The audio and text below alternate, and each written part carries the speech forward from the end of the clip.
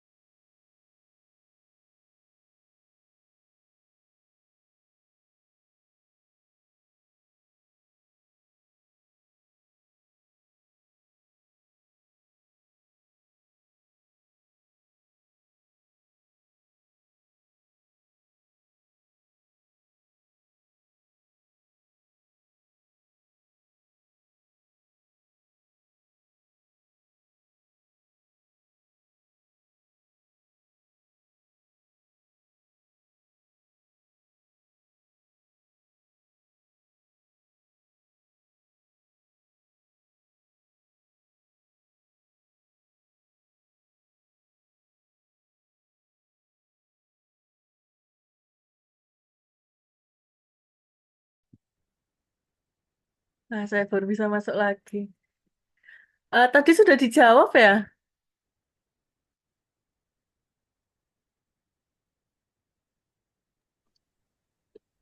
Untuk pertanyaan nomor satu sudah, tapi untuk pertanyaan nomor dua belum. Apakah mau diulang untuk yang nomor satu, Ibu? Nggak usah deh. Tadi intinya sudah dapat yang langsung yang kedua aja, nggak apa-apa. Baik, selanjutnya untuk pertanyaan yang kedua saya serahkan kepada Rini dan Dian.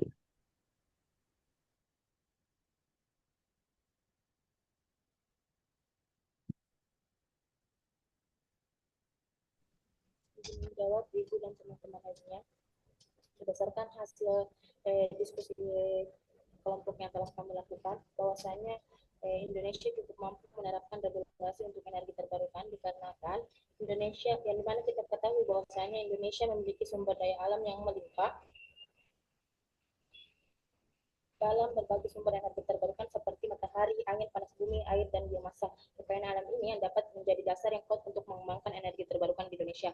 Yang kedua itu adanya dukungan kebijakan dari pemerintah, di mana contohnya itu pemerintah telah mengeluarkan peraturan Presiden nomor 112 tahun 2022 tentang percepatan pengembangan energi terbarukan untuk penyediaan tenaga listrik.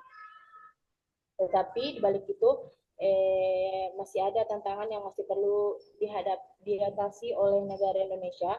Tetapi dengan komitmen yang kuat dari pemerintah, dukungan dari berbagai pihak dan upaya untuk mengatasi tantangan tersebut, kami dapat katakan bahwasanya Indonesia dapat bertransisi ke energi terbarukan, tapi secara perlahan. Cukup sekian dari saya.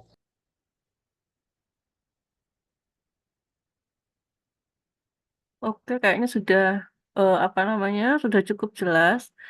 Itu di kolom chat sepertinya ada teman-teman kalian yang bertanya. Silakan didiskusikan lagi tentang pertanyaan teman-teman kalian. Setelah itu lanjut untuk dijawab.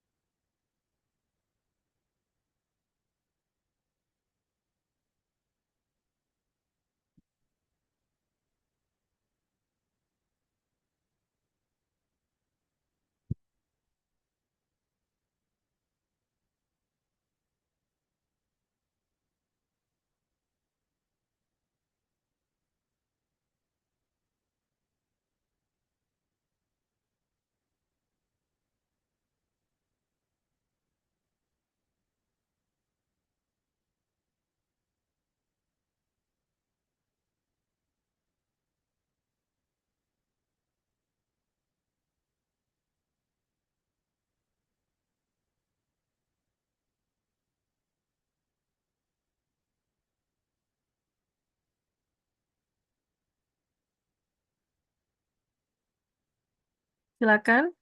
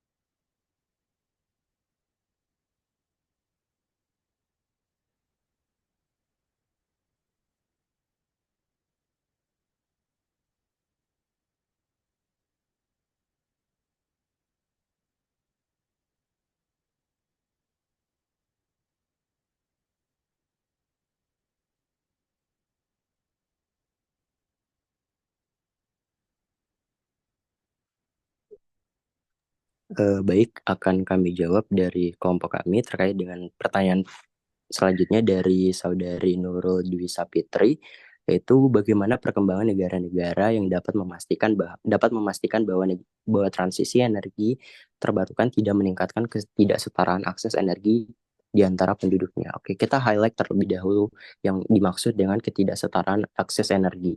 Yang mana ketidaksetaraan akses energi ini merujuk pada situasi di mana tidak semua kelompok masyarakat memiliki kesempatan yang sama untuk mengakses sumber energi yang dibutuhkan seperti listrik atau bahan bakar. Nah, biasanya disebabkan oleh faktor ekonomi misalnya, atau faktor lokasi geografis misalnya, sebagai salah satu faktor-faktor yang mempengaruhi mengapa seseorang itu sulit untuk mendapatkan akses energi tersebut. Maka dengan cara misalnya satu program subsidi, beberapa proyek yang dilakukan oleh misalnya dari swasta, mereka menerapkan program subsidi untuk rumah tangga yang berpenghasilan rendah yang ingin beralih ke energi terbarukan. Misalnya panel surya, ketika mereka ingin memasang panel surya, umumnya panel surya itu sangat mahal untuk instalasinya, sehingga mereka bisa melakukan program subsidi, sehingga ini akan bisa mengakses semua masyarakat yang memiliki penghasilan rendah ketika mereka tetap ingin beralih atau transisi energi. Terus yang kedua, kita bisa dengan melakukan proyek komunitas. Misalnya mengembangkan proyek energi terbarukan berbasis komunitas yang melibatkan penduduk lokal dalam pengelolaan dan manfaat. Misalnya pembangkit listrik tenaga surya bersama di berbagai desa-desa. Kemudian yang ketiga, kita perlu untuk membangun infrastruktur energi uh, secara distribusi energi yang menjangkau semua wilayah. Yang mana kita tahu kita bisa lihat setiap daerah itu memiliki energi terbarukan di bidang apa. Misalnya ketika ada daerah yang memiliki tingkat panas yang sangat tinggi, maka kita bisa bangun di sana infrastruktur untuk panel surya. Atau bahkan ketika daerah tersebut memiliki arus debit air yang sangat laju, maka kita bisa pasang di sana untuk hydroenergy atau yang berbasis air, atau bahkan PLTB untuk yang memiliki daerah yang punya angin yang sangat kencang misalnya, sehingga perlu untuk diselaraskan dengan desa tersebut, apakah dia memiliki sumber daya energi terbarukan di bidang air atau matahari atau dan lain sebagainya. Kemudian terakhir yaitu kita coba evaluasi atau monitoring dengan melakukan pemantauan terhadap dampak transisi energi tersebut. Kalau misalkan dari saudari Rini dan Dian ada tambahan, saya persilakan.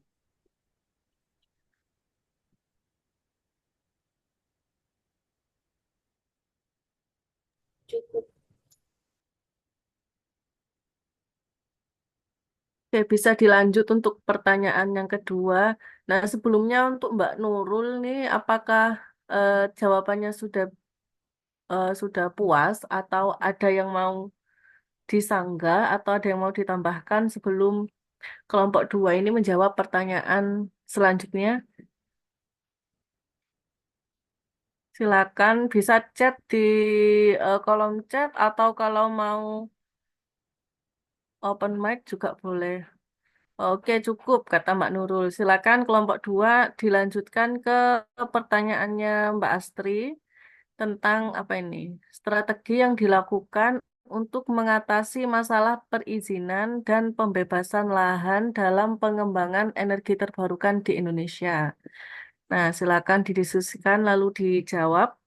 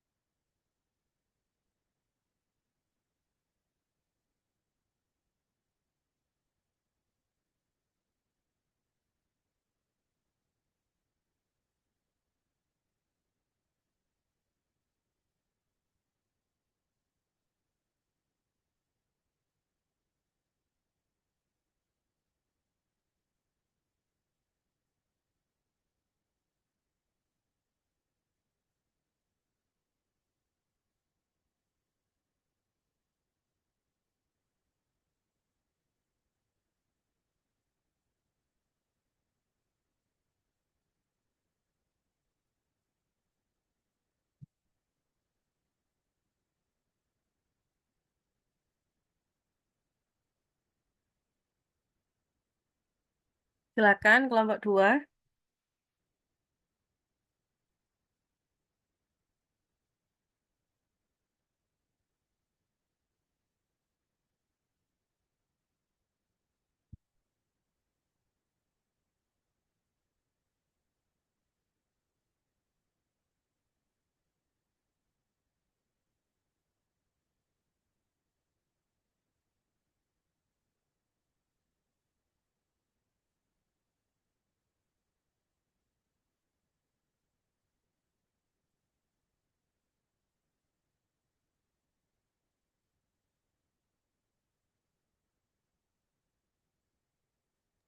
Oke, selanjutnya saya persilahkan kepada Saudari Dian Rizky Wulandari untuk menjawab pertanyaan nomor 2, yaitu apa strategi yang bisa dilakukan untuk mengatasi masalah perizinan dan pembebasan lahan dalam pengembangan energi terbarukan di Indonesia.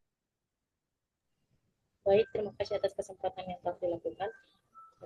Strategi yang dilakukan untuk mengatasi masalah perizinan dan pembebasan lahan di Indonesia, strategi yang dapat kami tawarkan berdasarkan hasil diskusi kelompok. Yang pertama adalah mempermudah perizinan, yang dimana di sini mengurangi jumlah tahapan perizinan serta mempercepat waktu proses pengajuan perizinan tersebut. Yang kedua adalah pembebasan lahan itu bisa dilakukan dengan kompensasi yang adil bagi masyarakat yang kena dampak proyek energi terbarukan tersebut. Mungkin itu saya kembalikan kepada Trigunawan.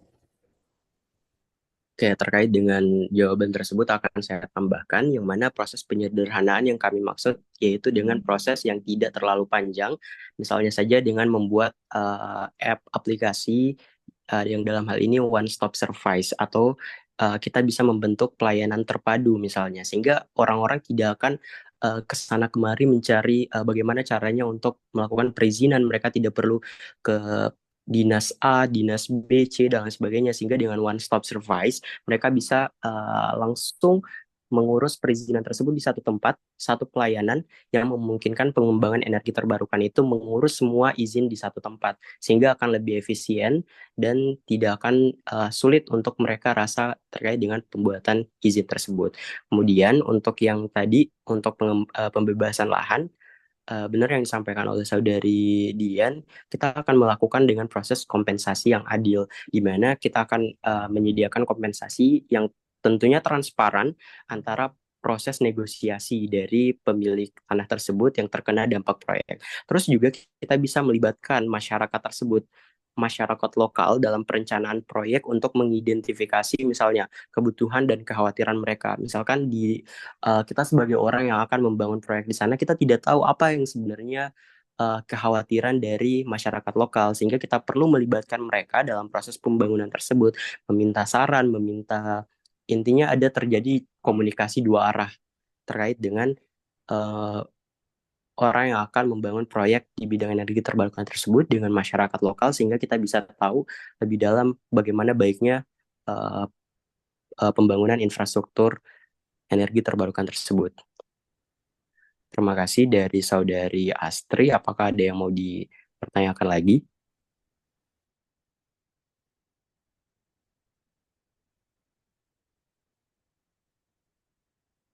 Bagaimana Mbak Astri? Boleh chat di grup. Oh, sudah cukup. eh oke. Eh, Presentasinya menarik ya. Materinya juga menarik dan diskusinya juga lumayan jalan gitu. Jadi saya kira pertanyaan-pertanyaannya bisa di gini aja Mas, ditulis ulang. Jadi silakan kalian bikin penjelasan tulisnya tentang pertanyaan-pertanyaan tadi yang sudah masuk sehingga nanti teman-teman yang lain juga bisa membaca. Nah, ini juga berlaku untuk kelompok minggu lalu. Jadi kelompok minggu lalu saya belum bilang bahwa menyampaikan ini ya. Jadi untuk yang minggu lalu untuk kelompok 1, minggu lalu kan juga ada pertanyaan-pertanyaannya tuh. Ya, seingat saya juga ada yang mencatat. Jadi nanti silakan dibuat resumnya atau rangkumannya. Jadi pertanyaannya intinya apa, nanti tanggapan kalian bagaimana. Jadi nanti kita bisa membaca ulang permasalahan-permasalahan tersebut. Nah, untuk perkuliahannya mungkin sudah kita cukupkan sampai sekarang karena jam 8 ya dan ada yang kuliah lagi gitu kan. Nah, ini saya mau absen dulu. Sepertinya hadir semua ya. Astri hadir. Hadir Ibu. Oke. Mbak Dian, Dian hadir ya. Nurul, Nurul tadi juga ada. Rini Maulida juga ada. Hadir Sukses. Ibu. Oke, Suksesi. Ada Bu. Oke, Tri Gunawan Musa juga ada. Iya, hadir Oke, Bu. mm-mm. Karena hari ini apa namanya eh, jamnya juga sudah habis, ada yang kuliah setelah ini. Jadi saya akhiri apa namanya kuliah kita pada hari ini. Nah, untuk minggu depan kita akan ada sedikit kuis. Jadi nanti kuisnya yang nggak bukan yang nggak karena kita tidak membahas hitungan, jadi kuisnya tidak ada hitungannya. Mungkin nanti akan saya berikan seperti ini, sebuah problem seperti ini, nanti silakan kalian jawab sesuai dengan pemikiran kalian masing-masing. Nah, untuk soalnya dan lain teknisnya akan saya berikan minggu depan karena kuisnya minggu depan. Nah, apakah ada pertanyaan?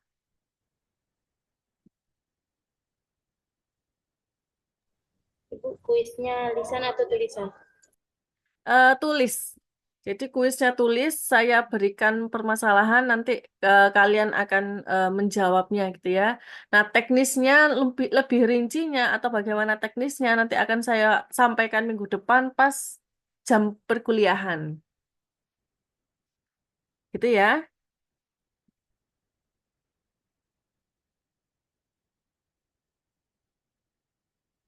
Apakah ada pertanyaan lagi? Ibu bisa screenshot absen Bu. Bagaimana? Mau screenshot Bu, bisa semua aktifkan kameranya Bu. Teman-teman juga. Oke, oke. Bisa, bisa.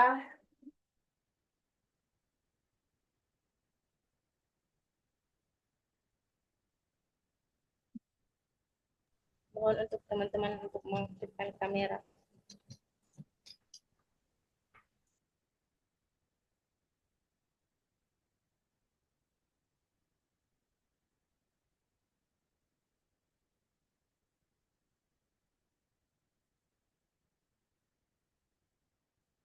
Silakan teman-teman yang lain juga bisa mengaktifkan kameranya eh, biar bisa buat absensi ya. Silakan siapa yang mau screenshot? Ini belum atau yang lain sudah pada masuk kelas?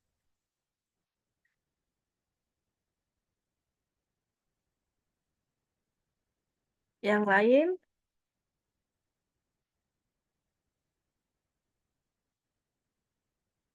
Oke. Sepertinya yang lain sudah ada kelas lanjutan. Sepertinya Mbak bisa langsung di screenshot saja kali ya. Nah,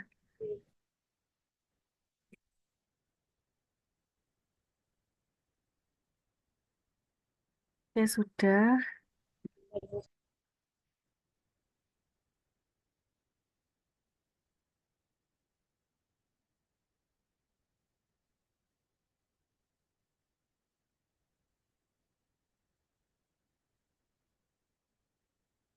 Sudah ya Mbak? Sudah atau belum?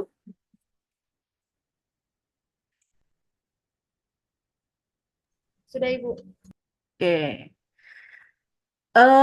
Oke, kita akhiri saja perkuliahan pada pagi hari ini. Waktunya juga kurang sedikit lagi. Kita ketemu minggu depan dengan kuis. Silakan dipersiapkan. Semoga apa yang kita pelajari, yang kita diskusikan hari ini dapat kita ambil manfaatnya. Saya mohon maaf kalau misalkan saya ada salah-salah kata. Assalamualaikum warahmatullahi wabarakatuh. Saya izin live dulu ya. Waalaikumsalam. Terima kasih Ibu.